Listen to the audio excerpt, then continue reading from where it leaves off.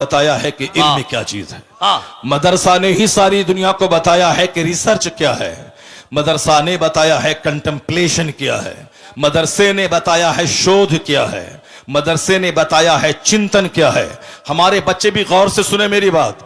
जो दूसरे लोग मुखालिफ मजहब के मानने वाले, अगर उस तक मेरी बात पहुंच जाए, वो भी मेरी बात को गौर से सुन ले। अगर मदरसा आतंकवादी का अड्डा है तो कभी किसी दिन किसी एक जासूस को मदरसा भेज दो, और मदरसा भेजने के बाद हर क्लास में उसको बैठा दो और ये रिपोर्ट देने के लिए बोलो कि क्या मौलाना साहब ने अपनी दरसगाह में बच्चों को मारने और काटने की बात सिखाई है या शराफत की बात सिखाई है, ह्यूमैनिटी की बात सिखाई है। मैं दावे से कहता हूं किसी भी दरसगाह में बैठ जाओगे, फारसी की पहली से लेकर बुखारी शरीफ तक हर जगहों पे अमन की बात, पीस की बात, मोहब्बत की बात, मुरफ़्फ़त की बात, अखलाक की बात, अपने गांव समाज की इस्लाह की बात, माँ बाप के एहतराम की बात, पड़ोसी की इज्जत की बात, मुसीबतें सह के दूसरों की मुसीबतों का जवाब मुसीबत से न देने की बात, यानी अखलाक मोहम्मदी की तालीम मदरसे में दी जाती है। उसका फैसला इसीलिए है कि वह दूर से मदरसे को आतंकवादी का अड्डा समझता है। अपनी निगाहों में दुश्मनी का चश्मा लगाकर मदरसे के खिलाफ बयान देता है।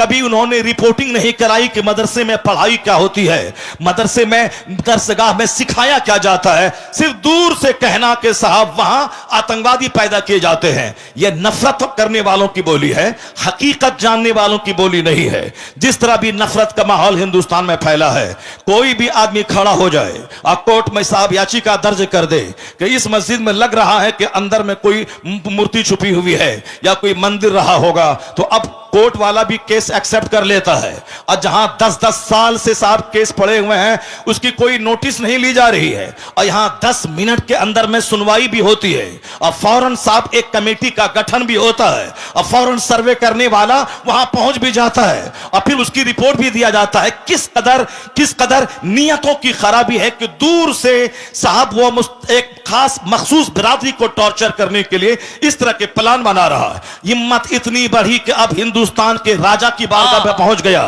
हिंदुस्तान के शहंशाह की बारगाह में पहुंच गया।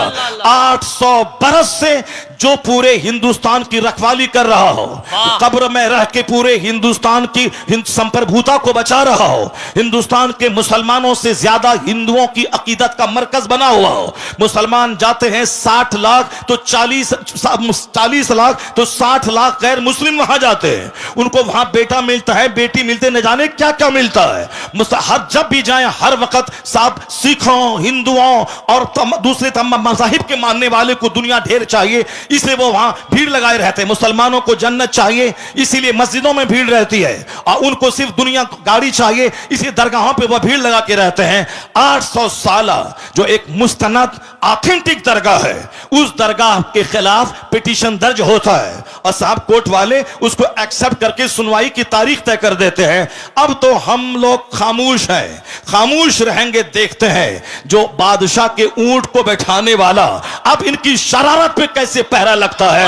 मुझे यकीन हासिल है अब हिंदुस्तान का 40 करोड़ मुसलमान अब गरीब नवाज की करामत देखने के लिए मुंतजिर है कि हिंदुस्तान का राजा अपनी करामत दिखाएगा। और मुझे लग रहा है इनकी शरारत जब बढ़ रही है, इनकी शरारत खूब आगे बढ़ रही है, तो अब जब बंदरों को, गीदड़ों को मौत आती है तो शहर की तरफ रुख करता है। छोटी छोटी बातें तो बोलता था, हम नजरअंदाज करते थे, अब बड़े शहंशाह की बारगाह में पहुंच गया है, वहां छेड़खानी कर रहा है। अब बस करीब है वह वक्त जब गरीब नवाज का जलाल रंग लाएगा, और जब वो जलाल रंग लाएगा इनका सारा गुरूर चकनाचूर होगा, और मुस्तफा के गुलामों को अल्लाह इज्जतों से मालामाल बनाएगा।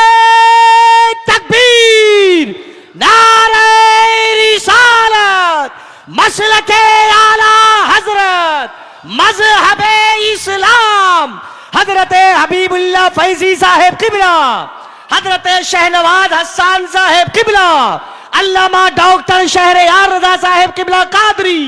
वाह वाह वाह, बहुत उम्दा। जुल्म की इंतहा हो गई, अल्लाह, जुल्म की इंतहा हो गई। जिस आस्थाने से करोड़ों हिंदू फैज उठाते हैं, आहा। जिनकी गरीबी दूर होती है, हाय, हाय। भीख मांगने के लिए 24 घंटे पड़े रहते हैं, आहा। उस मुकद्दस आस्थाने के खिलाफ इन्होंने छेड़छाड़ करने की कोशिश की है।